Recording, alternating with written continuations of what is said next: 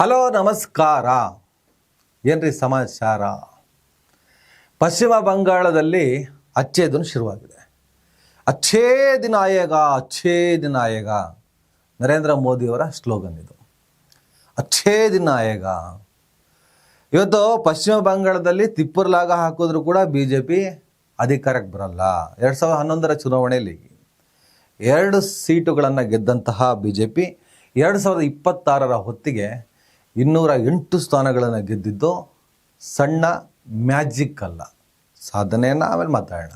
ಯಾಕಂದರೆ SIR ಹೇಗೆ BJPಗೆ ಅನುಕೂಲ ಮಾಡಿಕೊಟ್ಟಿದೆ ಅನ್ನುವಂಥ ಒಂದಿಷ್ಟು ರಿಪೋರ್ಟ್ಗಳು, ಒಂದಿಷ್ಟು ಪತ್ರಕರ್ತರು ಬರೆದಿರುವಂತಹ ತನಿಖಾ ವರದಿಗಳನ್ನು ಇಟ್ಕೊಂಡು ನಾನು ಬಂದಿದ್ದೀನಿ.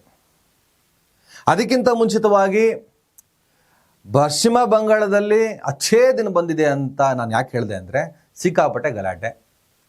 BJP ಅಲ್ಲಿ ಅಧಿಕಾರಕ್ಕೆ ಬರ್ತಾ ಇದ್ದ ಹಾಗೆ TMC ಆಫೀಸ್ಗಳನ್ನು ಬೆಂಕಿ ಇಟ್ಟು ಸುಡ್ತಾ ಇದ್ದಾರೆ. JCBಗಳನ್ನು ಬಿಟ್ಟು ಪುಡಿಗುಟ್ಟಿಸ್ತಿದ್ದಾರೆ. TMC ಕಾರ್ಯಕರ್ತರ ಮೇಲೆ ಹಲ್ಲೆ ಮಾಡ್ತಾ ಇದ್ದಾರೆ. ಸಿಕ್ಕಾಪಟ್ಟೆ ಗಲಾಟೆ ಗಲಾಟೆ ಗಲಾಟೆ. ಇದು ಆಗಬಾರ್ದು. ಪ್ರಜಾಪ್ರಭುತ್ವ ವ್ಯವಸ್ಥೆಯಲ್ಲಿ ಸೋಲು ಗೆಲುವು ಇದ್ದಿದ್ದೆ. ಯಾರೇ ಸೋಲಿ ಯಾರೇ ಗೆಲ್ಲಿ, ಯಾರೋ ಗೆದ್ರು ಅಂದ ತಕ್ಷಣ ಈ ಥರ ದಾಳಿಗಳನ್ನು ನಡೆಸೋದು, ಬೆಂಕಿಯನ್ನು ಹಾಕೋದು, ಇದು ಯಾವುದೂ ಕೂಡ ಒಳ್ಳೆ ಲಕ್ಷಣ ಅಲ್ಲ. ಇದರ ಜೊತೆಗೆ ಪಶ್ಚಿಮ ಬಂಗಾಳದ ಮುಂದಿನ ಮುಖ್ಯಮಂತ್ರಿ ಅಂತ ಹೇಳಲಾಗ್ತಿರುವಂಥ ಸುವೇಂದು ಅಧಿಕಾರಿಯ ಆಪ್ತ ಸಹಾಯಕ ಒಬ್ಬನನ್ನು ಗುಂಡಿಟ್ಟು ಕೊಲೆ ಮಾಡಲಾಗಿದೆ. ಅವರ ಪತ್ತೆಗೆ ವಿಶೇಷ ತಂಡವನ್ನು ರಚನೆ ಮಾಡಿದ್ದಾರೆ. ಈ ಥರ ಆಗಬಾರ್ದು. ಆದರೆ ಪಶ್ಚಿಮ ಬಂಗಾಳದ ಮುಖ್ಯಮಂತ್ರಿ ಮಮತಾ ಬ್ಯಾನರ್ಜಿಯವರು, ಅಂದರೆ ಮಾಜಿ ಮುಖ್ಯಮಂತ್ರಿ ಮಮತಾ ಬ್ಯಾನರ್ಜಿಯವರು 2011ರಲ್ಲಿ ಅಧಿಕಾರಕ್ಕೆ ಬಂದಾಗ 11, ಅದಾದಮೇಲೆ 16, ಆಮೇಲೆ 21, 3 ಸಲ ಅವರು ಅಲ್ಲಿ ಮುಖ್ಯಮಂತ್ರಿಯಾಗಿ ಆಯ್ಕೆ ಆಗ್ತಾರೆ. ವಿದ್ಯಾರ್ಥಿ ಚಳವಳಿಯ ಮೂಲಕ ರಾಜಕಾರಣಕ್ಕೆ ಬಂದಂಥ ಮಮತಾ ಬ್ಯಾನರ್ಜಿ ಕಾಂಗ್ರೆಸ್ನಲ್ಲಿ ಗುರುಸ್ಕೊಂಡವರು. ಅದಾದಮೇಲೆ ಕಾಂಗ್ರೆಸ್ನ ಹೊರಗೆ ಬಂದು ಅಖಿಲ ಭಾರತ ತೃಣಮೂಲ ಕಾಂಗ್ರೆಸ್ ಅಂತ ಪಕ್ಷವನ್ನು ಕಟ್ಟಿದ್ರು. ಅದಾದಮೇಲೆ ವಾಜಪೇಯಿ ಸರ್ಕಾರದ ಜೊತೆ ಅಲಯನ್ಸ್ ಮಾಡಿಕೊಂಡು ರೈಲ್ವೆ ಸಚಿವರಾದರು. ಅದಾದಮೇಲೆ ಕಾಂಗ್ರೆಸ್ ಜೊತೆಗೆ ಮತ್ತೆ ಅಲಯನ್ಸ್ ಮಾಡಿಕೊಂಡು ಮನಮೋಹನ್ ಸಿಂಗ್ ಸರ್ಕಾರದಲ್ಲೂ ಕೂಡ ಕೇಂದ್ರ ಸಚಿವೆಯಾಗಿ ಆಡಳಿತವನ್ನು ಅಧಿಕಾರವನ್ನು ನಡೆಸಿದವರು. 2011ರಿಂದ 2021ರವರೆಗೂ 3 ಸಲ ಪಶ್ಚಿಮ ಬಂಗಾಳದಲ್ಲಿ TMC ಅಧಿಕಾರಕ್ಕೆ ಬಂತು, ಮುಖ್ಯಮಂತ್ರಿ ಆದರು.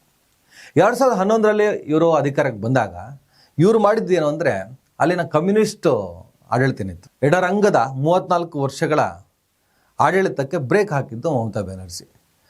ಬ್ರೇಕ್ ಹಾಕಿದ ಮೇಲೆ ಎಡರಂಗದ ಆಫೀಸ್ಗಳನ್ನು ಪುಡಿಗುಟ್ಟಿಸುವ, ನಾಶ ಮಾಡುವ, ಕಾರ್ಯಕರ್ತರನ್ನು ಜೈಲಿಗಟ್ಟುವ, ಊರು ಬಿಡಿಸುವ, ಪಕ್ಷ ಬಿಡಿ ಇಲ್ಲ ಪ್ರಾಣ ಬಿಡಿ ಅಂತ ಇವನ್ನೆಲ್ಲ ಶುರು ಮಾಡಿದ್ದೆ ಮಮತಾ ಬ್ಯಾನರ್ಜಿ. ಅದರಲ್ಲಿ ಡೌಟೇ ಬೇಡ. ಒಂದು ಹಂತದಲ್ಲಿ ಯಾರ ಹಿಡಿತಕ್ಕೂ ಸಿಲುಕದ ಹಾಗೆ ಬೋರ್ ಕರೆದಿದ್ದು ಮಮತಾ ಬ್ಯಾನರ್ಜಿ. ಕಡೆಗೆ ಸೈದ್ಧಾಂತಿಕವಾಗಿ ಮೋದಿ ಸರ್ಕಾರ BJPಯ ಕೋಮುವಾದ RSS ಸಿದ್ಧಾಂತವನ್ನು ವಿರೋಧಿಸ್ಕೊಂಡು ಬಂದರು. ಆಮೇಲೆ ಇಲಿಗಲ್ ಇಮಿಗ್ರೆಂಟ್ಸ್ಗೆ ತನ್ನ ಭೂಮಿಯಲ್ಲಿ ಅವಕಾಶವನ್ನು ಕೊಟ್ಟರು, ವೋಟರ್ ID ಮಾಡಿಕೊಟ್ರು, ಲಾಭ ಮಾಡಿಕೊಂಡ್ರು. ಇವೆಲ್ಲದೂ ಕೂಡ ನಾವು ಮಾತಾಡ್ತಾ ಕೇಳ್ತಾ ಬಂದಿದ್ದೀವಿ. ಅದೆಲ್ಲವನ್ನು ನಾವು ಬದಿಗೆ ಇಡೋದು ಬೇಡ, ಮತ್ತೊಂದು ಚರ್ಚೆ ಮಾಡೋಣ. 2011ರಲ್ಲಿ ಎಡರಂಗ ಅಂದರೆ ಕಮ್ಯುನಿಸ್ಟರ ವಿರುದ್ಧ ಮಮತಾ ಬ್ಯಾನರ್ಜಿ ಯಾವ ರೀತಿಯ ವರ್ತನೆ ತೋರಿದ್ರೋ, ಇವತ್ತು ಮಮತಾ ಬ್ಯಾನರ್ಜಿಯ ಆಡಳಿತ ಅಂತ್ಯ ಆದ ಮೇಲೆ, BJP ಅಲ್ಲಿ ಅಧಿಕಾರಕ್ಕೆ ಬಂದ ಮೇಲೆ ಅದೇ ರೀತಿಯ ನೋವನ್ನು, ಅದೇ ರೀತಿಯ ಸಾವನ್ನು, ಅದೇ ರೀತಿಯ ಹೀನಾಯ ಸ್ಥಿತಿಯನ್ನು TMC ಅನುಭವಿಸ್ತಾ ಇದೆ. ಆದರೆ ಅವತ್ತು ಮಮತಾ ಹಾಗೆ ಮಾಡಿದ್ರು, ಅದಕ್ಕೆ ಇವರು ಇವತ್ತು ಹೀಗೆ ಮಾಡ್ತಿರೋದು ಸರಿ ಅಂತ ನಾವು ಚರ್ಚೆ ಮಾಡೋ ಹಾಗಿಲ್ಲ. ಅದರ ಬಗ್ಗೆ ಸಣ್ಣದಾಗಿ ಕೂಡ ಖುಷಿ ಪಡುವಂತಹ ಕೆಲಸ ಮಾಡಬಾರ್ದು. ಯಾಕಂದರೆ ಅವತ್ತು ಮಮತಾ ಬ್ಯಾನರ್ಜಿ ಈ ವಿಚಾರದಲ್ಲಿ ಮಾಡಿದ್ದು ತಪ್ಪು, ಇವತ್ತು BJPಯವರು ಕೂಡ ಮಾಡ್ತಾ ಇರೋದು ತಪ್ಪು. ಹಿಂಸೆ ಪ್ರಜಾಪ್ರಭುತ್ವದ ಲಕ್ಷಣ ಅಲ್ಲ, ಸರ್ವಾಧಿಕಾರ ಕೂಡ ಪ್ರಜಾಪ್ರಭುತ್ವದ ಲಕ್ಷಣ ಅಲ್ಲ. ನೀವು ಹಾಗೆ ಮಾಡಿದ್ದಕ್ಕೆ ನಾವು ಹೀಗೆ ಮಾಡಿದ್ವಿ, ಎರಡೂ ತಪ್ಪಾಗ್ತದೆ. ಹಾಗಾಗಿ ಪಶ್ಚಿಮ ಬಂಗಾಳದಲ್ಲಿ ಸದ್ಯಕ್ಕೆ ಸಿಕ್ಕಾಪಟ್ಟೆ ಗಲಾಟೆ, ಕೊಲೆ ಏನೇನೋ ಆಗ್ತಾ ಇದೆ. ಒಂದು ಅಧಿಕಾರಕ್ಕೆ ಬಂದಂತಹ ಉಮೇದಿಯಲ್ಲಿ, ಈ ಸಂಭ್ರಮದಲ್ಲಿ ಈ ಥರದ್ದೆಲ್ಲ ಆಗ್ತದೆ. ಒಂದು 5-6 ತಿಂಗಳಲ್ಲಿ ಎಲ್ಲ ಸರಿ ಹೋಗ್ಬೋದು ಅಥವಾ ಮುಂದುವರಿಲೂಬಹುದು. ಕಾದು ನೋಡೋಣ. ಇನ್ನು ಪಶ್ಚಿಮ ಬಂಗಾಳದಲ್ಲಿ ಮುಸಲ್ಮಾನರ ಡಾಮಿನೇಟ್ ಇರುವಂತಹ ಅನೇಕ ಕ್ಷೇತ್ರಗಳಲ್ಲಿ ಸೋಲನ್ನಪ್ಪಿದ್ದಾರೆ. ಈ ಸೌತ್ ಪಶ್ಚಿಮ ಬಂಗಾಳ ಬಿಟ್ಟರೆ, ಈ ವೆಸ್ಟ್ ಬೆಂಗಾಲಿನ ಸೌತ್ ಪ್ರದೇಶ ಬಿಟ್ಟರೆ ಉತ್ತರದಲ್ಲೆಲ್ಲ ಸಿಕ್ಕಾಪಟ್ಟೆ ಹೊಡೆತಗಳು ಬಿದ್ದಿದ್ದಾವೆ. ಮುಸ್ಲಿಂ ಡಾಮಿನೇಟು, ಯಾವುದೇ ಕಾರಣಕ್ಕೂ ಇವ್ರು ಕಡಿದ್ರೂ ಕೂಡ BJP ಓಟ್ ಹಾಕಲ್ಲ. ಬಟ್ SIR ದೊಡ್ಡ ಪ್ರಮಾಣದಲ್ಲಿ ಅಲ್ಲಿ ಕೆಲಸವನ್ನು ಮಾಡಿ ದೀದಿ ಪಶ್ಚಿಮ ಬಂಗಾಳವನ್ನು ಬಿಟ್ಟು ಹೋಗುವಂತೆ ಕಳ್ಕೊಳ್ಳುವಂತೆ ಮಾಡಿದ್ದಾರೆ. ಆಲ್ಮೇಡಾ ಗ್ಲಾಡ್ಸನ್ ಸೇರಿದಾಗೆ ಅನೇಕ ಹಿರಿಯ ಪತ್ರಕರ್ತರು ಇದಕ್ಕೆ ಸಂಬಂಧಪಟ್ಟ ಒಂದಿಷ್ಟು ವಿವರಗಳನ್ನು ಕೊಟ್ಟಿದ್ದಾರೆ. ಅದನ್ನು ನಾವು ನೋಡ್ಕೊಂಡು ಬರೋಣ.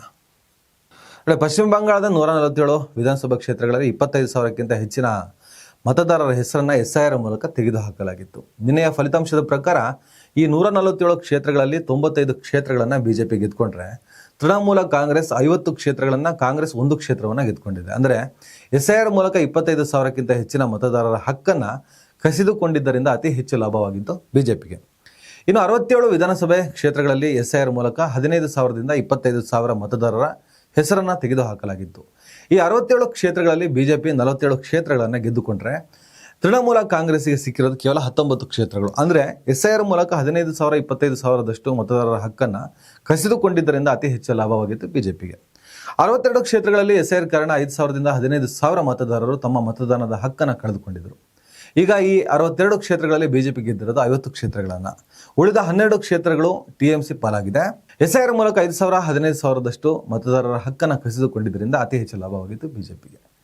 ಇನ್ನು SIR ಕಾರಣ 5,000ಕ್ಕಿಂತ ಕಡಿಮೆ ಮತದಾರರ ಹೆಸರು ರದ್ದಾದ ವಿಧಾನಸಭಾ ಕ್ಷೇತ್ರಗಳು ಒಟ್ಟು 13. ಈ ಫಲಿತಾಂಶದ ಕಾರಣ BJP ಎಲ್ಲ 13 ಕ್ಷೇತ್ರಗಳನ್ನು ಗೆದ್ದುಕೊಂಡಿದೆ. SIR ಅತಿ ಹೆಚ್ಚು ಪರಿಣಾಮ ಆಗಿದ್ದು ಮುರ್ಷಿದಾಬಾದ್ ಜಿಲ್ಲೆಯಲ್ಲಿ. ಇಲ್ಲಿ 4.55 ಲಕ್ಷ ಮತದಾರರ ಹೆಸರು, ಅಂದರೆ 4,55,000 ಮತದಾರರ ಹೆಸರು SIR ಕಾರಣಕ್ಕೆ ಆ ಪಟ್ಟಿಯಿಂದ ಹೊರಗೆ ಬಿತ್ತು. ಉತ್ತರ 24 ಪರಗಣ ಜಿಲ್ಲೆಯಲ್ಲಿ 3,25,666 ಹಾಗೂ ಮಾಲ್ಡಾದಲ್ಲಿ 2,39,375 ಮತದಾರರು ತಮ್ಮ ಹಕ್ಕನ್ನು ಕಳ್ಕೊಂಡಿದ್ದರು. ಕಳೆದ ವಿಧಾನಸಭೆ ಚುನಾವಣೆಯಲ್ಲಿ ಮುರ್ಷಿದಾಬಾದ್ನ 22 ಕ್ಷೇತ್ರಗಳಲ್ಲಿ ತೃಣಮೂಲ ಕಾಂಗ್ರೆಸ್ 20 ಕ್ಷೇತ್ರಗಳನ್ನು ಗೆದ್ದುಕೊಂಡಿತ್ತು. ಆದರೆ ಈ ಬಾರಿ ಕೇವಲ 9 ಕ್ಷೇತ್ರಗಳನ್ನು ಮಾತ್ರ ಪಡೆದಿದೆ. ಅದೇ ರೀತಿ ಉತ್ತರ 24 ಪರಗಣ ಜಿಲ್ಲೆಯ 33 ಕ್ಷೇತ್ರಗಳಲ್ಲಿ ಕಳೆದ ಬಾರಿ 28 ಗೆದ್ದಿದ್ದ TMC ಈ ಬಾರಿ ಪಡೆದಿರೋದು ಕೇವಲ 8 ಸ್ಥಾನಗಳನ್ನು. ಮಾಲ್ಡಾದ 12 ಕ್ಷೇತ್ರಗಳಲ್ಲಿ ಕಳೆದ ಬಾರಿ 8 ಗೆದ್ದ TMC ಈ ಬಾರಿ 6 ಸ್ಥಾನಗಳನ್ನು ಪಡ್ಕೊಂಡಿದೆ.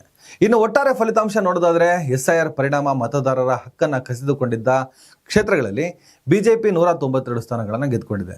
SIR ಯಾಕೆ ಮಾಡಿದ್ದು, ಯಾರಿಗೋಸ್ಕರ ಮಾಡಿದ್ದು ಎಲ್ಲದೂ ಕ್ಲಿಯರ್ ಆಗಿದೆ. ಇನ್ನೂ ಅನೇಕ ರೀತಿಯ ಸ್ಟ್ಯಾಟಿಸ್ಟಿಕ್ಸ್ಗಳು ಬಂದು ಬೀಳ್ತಾ ಇದ್ದಾವೆ. ಅದನ್ನು ಒಂದೊಂದಾಗಿ ಹಂತವಾಗಿ ಮಾತಾಡ್ಕೊಂಡು ಬರೋಣ. ಇಡೀ ದೇಶದಲ್ಲಿ SIR ವಿರುದ್ಧ ಹೋರಾಟವನ್ನು ಮಾಡ್ತಾ ಇದ್ದಾರೆ. ನಾನು ಕೂಡ ಭಾಗವಹಿಸಿದ್ದೀನಿ. ಸ್ಪೆಷಲ್ ಇಂಟೆನ್ಸಿವ್ ರಿವಿಷನ್ ಅಂತ, ವಿಶೇಷ ಮತದಾರರ ಪಟ್ಟಿ ಪರಿಷ್ಕರಣೆ. ಅದಕ್ಕೆ ಇವರು ಕೇಳುವಂಥ ಡಾಕ್ಯುಮೆಂಟು, ಇವರು ನಿಗದಿ ಮಾಡಿದಂತಹ ಇಸವಿಗಳು, NRCಯ ಶಾಡೋನೇ SIR ಅಂತ ನಾವು ಮಾತಾಡ್ತಾ ಬಂದಿದ್ದು. NRCಯ ಶಾಡೋ ಇದು. ಪರ್ಟಿಕ್ಯುಲರ್ ಆಗಿ ಯಾರು ಇಲ್ಲಿ ಅತಿ ಹೆಚ್ಚು ದಾಖಲೆ ರಹಿತರು ಅವರನ್ನೇ ಗುರಿಯಾಗಿಸಿ, ಅದರಲ್ಲೂ ಹೆಚ್ಚಿನ ಮುಸ್ಲಿಂ ಏನು ಅಲ್ಪಸಂಖ್ಯಾತರಿದ್ದಾರೆ, ಈಸಿ ಅಲ್ವ ಅವ್ರನ್ನ ಬಡಿಯೋದು. ಇವನ್ನೆಲ್ಲ ಟಾರ್ಗೆಟ್ ಮಾಡಿಕೊಂಡು ಯಾರು ತಮ್ಮ ವಿರುದ್ಧ ಇದ್ದಾರೋ, ಯಾರು ತಮಗೆ ಅನಾನುಕೂಲ ಮಾಡಿಕೊಡ್ತಾರೋ ಅವರನ್ನೇ ಗುರಿಯಾಗಿಸಿ SIR ಮಾಡ್ತಿದ್ದಾರೆ. ಪಶ್ಚಿಮ ಬಂಗಾಳದಲ್ಲಿ ಹಾಗೆ ನೋಡಿದ್ರೆ ಚುನಾವಣಾ ಆಯುಕ್ತ ಜ್ಞಾನೇಶ್ ಕುಮಾರ್ ಅವರು ಮುಖ್ಯಮಂತ್ರಿ ಆಗಬೇಕು ಅಂತ ತಮಾಷೆಗಳು ಹರಿದಾಡ್ತಿರೋದು ಸೋಷಿಯಲ್ ಮೀಡಿಯಾದಲ್ಲಿ. ನಾನೇನು ಹೇಳ್ತಾ ಇಲ್ಲಪ್ಪ, ಪತ್ರಕರ್ತನಾಗಿ ಅಭಿಪ್ರಾಯಗಳು ಏನೇನಿದೆ ಅನ್ನೋದನ್ನು ವಿಮರ್ಶೆ ಮಾಡಿ ನಾನು ನಿಮಗೆ ಹೇಳಬೇಕೇ ಹೊರತು ಬೇರೇನಿಲ್ಲ. ಹಾಗಾಗಿನೇ SIR ಎಲ್ಲರಿಗೂ ಅನುಮಾನವನ್ನು ಮೂಡಿಸುತ್ತೆ. ಪಶ್ಚಿಮ ಬಂಗಾಳದಲ್ಲಿ ಹೇಗಾದರೂ ಅಧಿಕಾರವನ್ನು ಹಿಡಿಯಲೇಬೇಕು ಅಂತ ಪ್ರಯತ್ನ ಪಟ್ಟಂಥ BJP, ಹೇಗಾದರೂ ಹಿಡಿಯಲೇಬೇಕು ಅಂತ ಪ್ರಯತ್ನ ಪಟ್ಟಂಥ BJP, ಹೇಗಾದರೂ ಹಿಡಿಯಲೇಬೇಕೆಂದು ಪ್ರಯತ್ನ ಪಟ್ಟಂಥ BJP 3 ಸಲ ಹೇಳಿದೆ ನಾನು. ಹಾಗಾಗಿ ಹೇಗಾದರೂ ಅಧಿಕಾರವನ್ನು ಹಿಡಿದಿದೆ, ಹೇಗಾದರೂ ಮಾಡಿ ಅಧಿಕಾರವನ್ನು ಹಿಡಿದಿದೆ. ಅರ್ಥ ಆಯ್ತಾ ಅಂತ ನಾವು ವಿಮರ್ಶೆ ಮಾಡಬೇಕಾಗತ್ತೆ. ಅದೆಲ್ಲವನ್ನು ಹೊರತುಪಡಿಸಿ ಔಟ್ಪುಟ್ ಏನು, BJPಯಲ್ಲಿ ಅಧಿಕಾರಕ್ಕೆ ಬಂದಿದೆ. ಇನ್ನು ಇಡೀ ದೇಶದಲ್ಲಿ ಏನು ಬಾಂಗ್ಲಾದೇಶದ ವಲಸಿಗರು ಬಂದಿದ್ದಾರೆ, ಇಲ್ಲಿಗಲ್ ಇಮಿಗ್ರೆಂಟ್ಸು, ದೇಶದ ಕಾನೂನು ಸುವ್ಯವಸ್ಥೆಗೆ ಧಕ್ಕೆ ತರ್ತಾರೆ. ಭಾಳ ಅಪಾಯಕಾರಿಯಾದಂತಹ ನಡವಳಿಕೆ ಅವ್ರದ್ದು. ಅವರು ಪಶ್ಚಿಮ ಬಂಗಾಳದ ಮೂಲಕವೇ ಜಾಸ್ತಿ ಇಲ್ಲಿಗೆ ಬರೋದು. ಇನ್ನು ಅಸ್ಸಾಂನಲ್ಲೆಲ್ಲ ನಮ್ಮ ಹಿಮಂತ್ ಬಿಸ್ವಾ ಶರ್ಮಾ ಇದ್ದಾರೆ, ಏನು ತೊಂದರೆ ಇಲ್ಲ, ಅವ್ರು ಸಿಕ್ಕಾಪಟ್ಟೆ ಸ್ಟ್ರಿಕ್ಟ್ ಇದ್ದಾರೆ. ಆದರೆ ಪಶ್ಚಿಮ ಬಂಗಾಳದಲ್ಲಿ ದೀದಿ ತನ್ನ ಲಾಭಕ್ಕೋಸ್ಕರ ಸ್ವಾರ್ಥಕ್ಕೋಸ್ಕರ ಅವನ್ನೆಲ್ಲ ಒಳಗೆ ಬಿಡ್ತಾ ಇದ್ರು. ಹಂಗೆ ಒಳಗೆ ಬಂದರು ಇಡೀ ದೇಶವನ್ನೇ ಆವರಿಸ್ಕೊಂಡಿದ್ರು ಅಂತ ಏನೆಲ್ಲ ಕಥೆಗಳಿತ್ತು. ಆಯ್ತಪ್ಪ, ಹೆಂಗೋ ಯಾವ ರೂಪದಲ್ಲೋ ಯಾವ ಪ್ರಯತ್ನದಲ್ಲೋ ಒಳ್ಳೆದಾರಿನೋ ಕೆಟ್ಟದಾರಿನೋ ಅಧಿಕಾರಕ್ಕೆ ಬಂದಿದ್ರಿ ತಾನೆ. ಇನ್ನು ಮುಂದೆ ಅದೇನೋ ಇಲ್ಲಿಗಲ್ ಇಮಿಗ್ರೆಂಟ್ಸು, ಬಾಂಗ್ಲಾದೇಶ, ಅಕ್ರಮ ವಲಸಿಗ, ಅದು ಕೋಗಿಲು ತಣಿಸಂದ್ರದವರೆಗೂ BJP ಮೊನ್ನೆ ಡೆಮಾಲಿಷ್ ಆಯಿತು. ಅಲ್ಲೂ ಕೂಡ ಬಾಂಗ್ಲಾದೇಶದವ್ರನ್ನೆಲ್ಲ ಹೊಡ್ಕೊಂಡು ಹೋಗಿದ್ರು ಬ್ಯಾಟರಿ ಹಿಡ್ಕೊಂಡು. ಇನ್ನು ಮುಂದೆ ಏನಾದರೂ ಭಾರತ ದೇಶದೊಳಗಡೆ ಬಾಂಗ್ಲಾದೇಶದವರು ಇದ್ದಾರೆ ಅಂತ ಏನಾದರೂ ನೀವು ಮಾತಾಡಿದ್ರೆ ಕ್ಯಾಕರ್ಸ್ ಸುಗಿತಾರೆ ಜನ. ಆದ್ರೆ ಮಾತಾಡೋಕ್ಕೆ ಹೋಗಲ್ಲ, ಇದ್ರೂ ಮಾತಾಡೋಕ್ಕೆ ಹೋಗಲ್ಲ, ಬಂದರೂ ಮಾತಾಡೋಕ್ಕೆ ಹೋಗಲ್ಲ. ಯಾಕೆ ಹೇಳಿ, ಅಲ್ಲಿ ನೀವು ಇರೋದು ಈಗ. ಯಾಕಂದರೆ ವಿರೋಧ ಪಕ್ಷಗಳಂತೂ ನಿಮ್ಮ ಥರ ವಿನಾಕಾರಣ ವಿಚಿತ್ರ ಟೀಕೆಗಳನ್ನು, ಇಲ್ಲದ ಸಲ್ಲದ ಟೀಕೆಗಳನ್ನು ಮಾಡೋದಿಲ್ಲ. ನೀವುಗಳೇ ಮಾಡ್ತಾ ಬರೋದು ಅದನ್ನು. ಈಗ ನೀವು ಅಲ್ಲಿ ಅಧಿಕಾರಕ್ಕೆ ಬಂದಿರೋದ್ರಿಂದ ನೋಡಿದ್ರಾ ಎಲ್ಲರನ್ನು ತಡೆದಿದ್ದೇವೆ, ಎಲ್ಲವನ್ನೂ ತಡೆದಿದ್ದೇವೆ ಅಂತ ಬಿಲ್ಡಪ್ ಕೂಡ ತಗೋಬೋದು. ಅದಾಗಲೇ ಸೋಷಿಯಲ್ ಮೀಡಿಯಾದಲ್ಲಿ ನೋಡ್ತಾ ಇದ್ದೀನಿ, ನಿಮ್ಮ ಬೆಂಬಲಿಗರು BJP ಅಧಿಕಾರಕ್ಕೆ ಬರ್ತಿದ್ದ ಹಾಗೆ ಪಶ್ಚಿಮ ಬಂಗಾಳದಿಂದ ಮುಸಲ್ಮಾನರೆಲ್ಲ ಬಾಂಗ್ಲಾದೇಶಕ್ಕೆ ಹೋಗ್ತಿದ್ದಾರೆ. ಎಲ್ಲಿ ಹೋಗ್ತಿದ್ದಾರೆ? ಅಲ್ಲೇನು ಗೇಟ್ ತೆಗೆದು ಒಳಗೆ ಬಿಡ್ತಿದ್ರ, ಬನ್ನಿ ಬನ್ನಿ ಬನ್ನಿ ಬನ್ನಿ ಅಂತ. ಸಿಕ್ಕಾಪಟ್ಟೆ ಡವ್ಗಳಿಗೆ ನಮ್ಮ ಜನ ಮರಳಾಗ್ತಿದ್ದಾರೆ. ವಾಸ್ತವ ಅರ್ಥ ಆಗಬೇಕಂದ್ರೆ, ವಾಸ್ತವ ಖಂಡಿತವಾಗ್ಲೂ ನಿಮ್ಗೆ ಅರ್ಥ ಆಗ್ತದೆ. ಅಷ್ಟೊತ್ತಿಗೆ ಕಾಲ ಮಿಂಚಿರುತ್ತೆ. ವೇಟ್ ಅಂಡ್ ಸಿ ಏನಾಗುತ್ತೆ ನೋಡೋಣ. ನಮಸ್ಕಾರ.